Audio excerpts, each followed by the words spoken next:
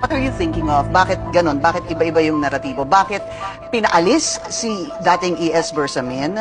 Bakit sinasabi niyong meron dong 5 billion that if true the president knew about it, why did he not veto it? Because supposedly in that budget, he vetoed 198 billion ho ba? At least that's what is coming out. So, ano ho ang inyong theory? Well, the government is lying. Why? 2023 budget. GAA. Sinalaula ito ng Kongreso, 300 billion yung insertions, diversions, and amendments. Hindi kumibo si Presidente, hindi kumibo yung Cabinet.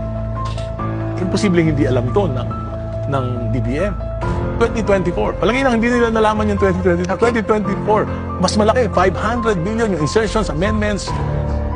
Was this in the BICAM? BICAM and Congress. Okay. You know, sa small committee, may small committee sa House.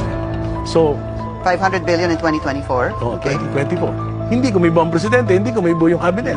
2025, 473 billion yung insertion, diversions, amendments.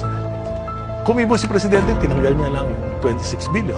Kasi sumobra na yung budget ng DPWH Sa Education Department. Which is against the law. Which is against the law. Pero bukod dyan, pinabayaan ni Presidente na yung 60 billion sa PhilHealth ilagay sa flood control. National Treasury.